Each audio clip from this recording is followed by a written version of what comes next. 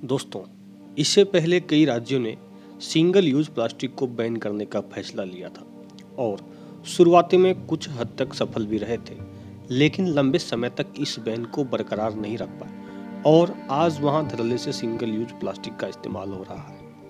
आपको शायद याद होगा कि 5 जून 2018 को वर्ल्ड एनवायरनमेंट डे पर एनवायरनमेंट मिनिस्टर हर्षवर्धन ने ये अनाउंस्ड किया था कि पूरे भारत में 2022 तक सिंगल यूज प्लास्टिक को कम्प्लीटली बैन कर दिया जाएगा।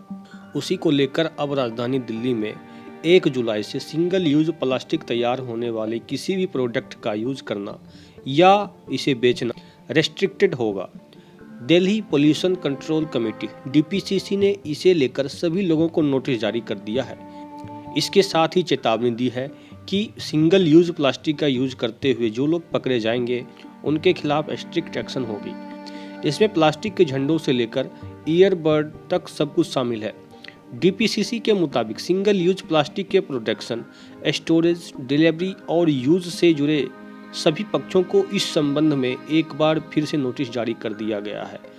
इसमें इस साल 30 जून से पहले इसे लेकर तैयारी पूरी करने और स्टॉक खत्म करने के लिए कहा गया है। इसके बाद कठोर कार्रवाई की चेतावनी दी गई है। इसमें प्रोडक्ट्स को सीज करना, एनवायरमेंटल डैमेज को लेकर जुर्माना करना, इनके प्रोडक्शन से जुड़े इंडस्ट्रीज को बंद करने जैसी कार्रवाई शामिल है। कुछ ऐसे प्लास्टिक जो कि कम्प्लीटली बैन कर दिया गया है, जैसे कि रेस्ट्रिक्टेड प्लास्टिक स्टिक वाले ईयरबड, गुब्बारे में लगने वाली प्लास्टिक स्टिक, प्लास्टिक के झंडे, कैंडी स्टिक, आइसक्रीम स्टिक, सजावट में काम आने वाले thermocol, plastic cup, plate, glass, कांटा, चम्मच, चाकू, स्ट्रॉ, ट्रे, मिठाई के डब्बों पर लगाई जाने वाली प्लास्टिक, प्लास्टिक के इनविटेशन लेटर और 100 माइक्रोन से कम मोटाई वाले PVC बैनर आदि शामिल है। लेकिन अब देखना दिलचस्प होगा कि सरकार इस पर कितना कठोर पाबंदी लगाती है और उसके साथ साथ उसके विकल्प पर कितना ध्यान देती है।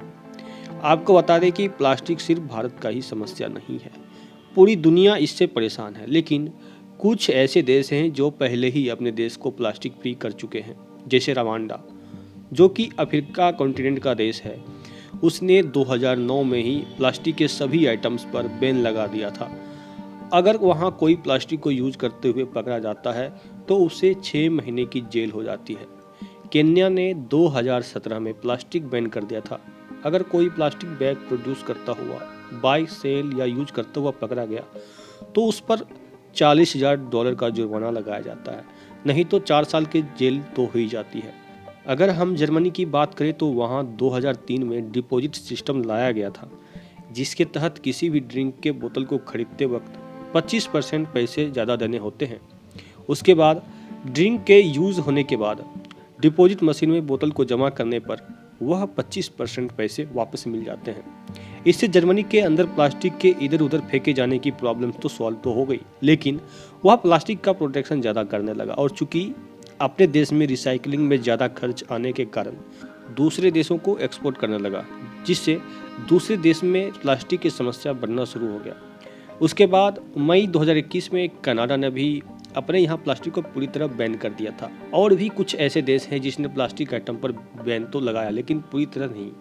इसके उलट अगर हम बात करें तो कुछ 4-5 देश ऐसे हैं जो प्लास्टिक कूड़े को अपने देश में इंपोर्ट कर रहे हैं, जिसमें मलेशिया, वियतनाम और तुर्की जैसे देश काफ़ी मात्रा में पश्चिमी देशों से और एशिया के प्लास्टिक को सबसे ज़्यादा इंपोर्ट किया है, जिससे प्लास्टिक की समस्याएं इनके देश में सबसे ज़्यादा बनी हुई है।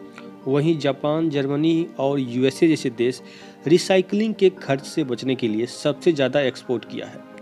इससे तो यही लगता है कि ये सब विकसित देश भी प्लास्टिक के प्रति बिल्कुल भी चिंतित नहीं है। और चूंकि भारत सिंगल यूज प्लास्टिक को 2022 के जुलाई के बाद कम्प्लीटली बैन करने को तैयार है, तो यह देखना दिलचस्प होगा कि इसके विकल्प पर कितना ध्यान दिया जाता है।